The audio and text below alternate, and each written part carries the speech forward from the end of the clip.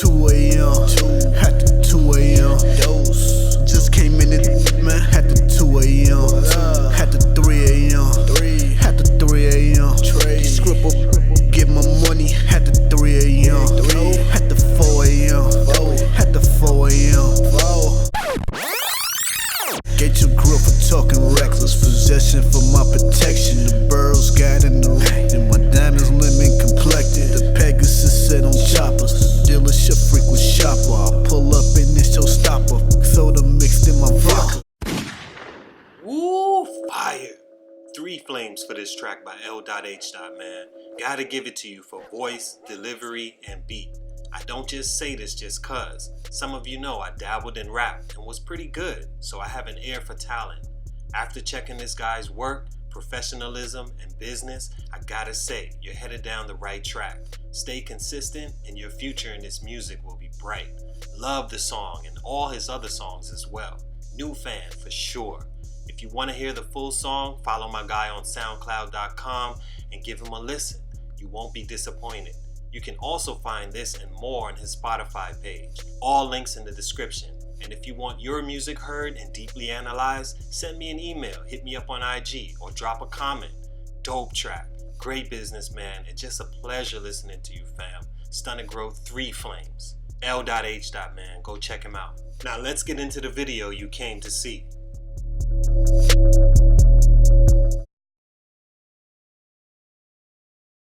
We are not done. We can't be without covering this guy.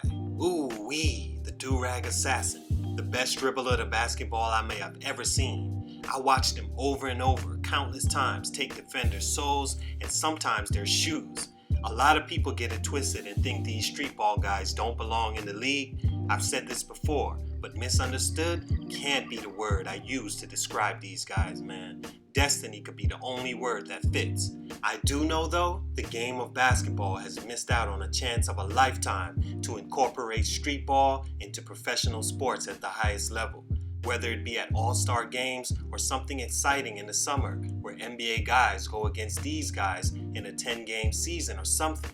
Because I would have loved to see this guy against that talent. Imagine the crowd in an arena like Oracle or Seattle getting a chance to see greatness like this. There's money in that, and there's bones in his bag. Larry Bone Collector Williams, born June 19th, 1980. Here's respectfully why he didn't make the league. Salute to my guy Get Familiar Entertainment for this request. Now let's get into it. It's your boy JC Stunted Growth. Ash, get it, man. Williams was born in Texas and grew up in Southern California. He would go on to play at a few small JUCOs in Cali and New York City, where he would go against the Mecca's top guys and garnered the name The Collector, the Bone Collector. I watch his YouTube videos daily for inspiration. He's literally across the globe breaking people's ankles from kids to women to celebrities. Anybody can get it. There's a reason Slam Magazine named him the most dangerous streetballer. Complex dubbed him top 25 streetballers of all time and was in position to challenge Kobe Bryant to a $50,000 one-on-one game. You think Kobe took him up on that? Hell nah. Stunt number 1, education really is key.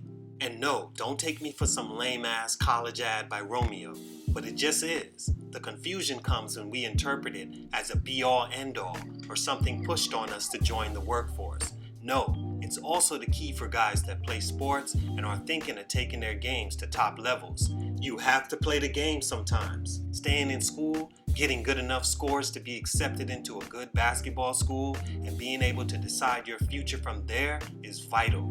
Whether you want to be a one-and-done college player or a 4-year program legend, or a guy that just jumps right from school taking it overseas. The thing is, you have to be in that position to even be able to choose.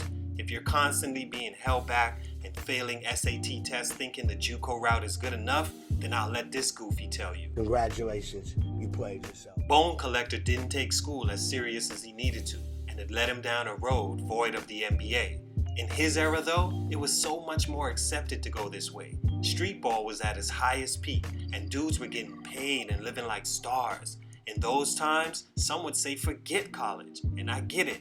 It's hard being that skilled while having to be in the classroom. You also have to understand, it's been done before. Stay in them books and use it to your advantage. Stunt number 2, Too Far Gone. As soon as the DJ gave him his name in New York City, Bone Collector took off. He was rising so fast during those times, from winning EBC championships to being the Rucker Park MVP 5 straight years, you couldn't tell him this wasn't the way to go. And he was right. Not in the long term, but for being a name that rang bells in the second hottest sport at the time, that moment was lit. Williams would be invited to join the &1 mixtape tour from 2007 to 2011. He was a staple on the mixtapes and went at everyone you can name and more than held his own. That type of success only makes you go harder down the road you're going without caution nor brakes. But when &1 pretty much became unpopular and the interest died down, a lot of guys were left scrambling. Now too old to pursue that long-term plan of the NBA, with the typecasted game of just Streetballer and Bill still coming in. In Bone Collector's situation, it hurts we couldn't see that in the league. Because if there's any baller not named AO that had actual game, it was Williams. I've literally never seen him commit a violation. He plays with his defenders without traveling or palming the ball or sliding like a young MJ. Nah, dude just flat out cooked you and had a nice jumper to wash it down for you too. Too bad the road he chose didn't end up with Jerry West on the jersey. Stunt number 3, Destiny. I mentioned that word earlier for a reason. When you watch a guy like this and have the task of breaking down his game, you can only call it destiny why he's not in the NBA. It just wasn't in the cards. It's like that sometimes, man. Salute to Amani Masenji, a young ball player that hit me up who's 6'6" and 16 years old. The first thing I said to him was, man, you're blessed. Being that size at that age, and hopefully you've been putting in the work. Destiny is on your side for this sport. But for Bone, being 6 foot, if that, in an era where guidance and knowledge along with YouTube/social media wasn't present, it's hard to build a name for yourself in scouts' eyes. One mistake playing in the 90s could literally tip your name off the map. Bone was just not made to go down the path the fans wanted him to. He's been built for the parks, the celebrity games, the grit, the grind, the 24-hour fitnesses over the world. And let him tell it? Nah, f that. I'll say it. That was the league. Bone Collector is a flat-out legend with the sickest hezzy I've ever seen. And let's not talk about the snatch. Not everyone can make it to the league, just like everyone won't become president, or a successful rapper, or a doctor, lawyer, drug kingpin. Wait, but what you do become is just fine.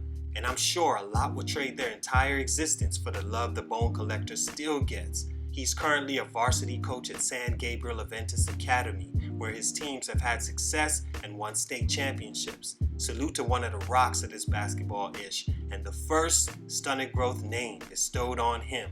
In our books, he's now the most feared. You could tell him I said that. It's your boy JC Stunted Growth, and I'm out. The blunt is rolled and I just had to fire. Freaky, asking me tonight what I desire. At the 2 a.m.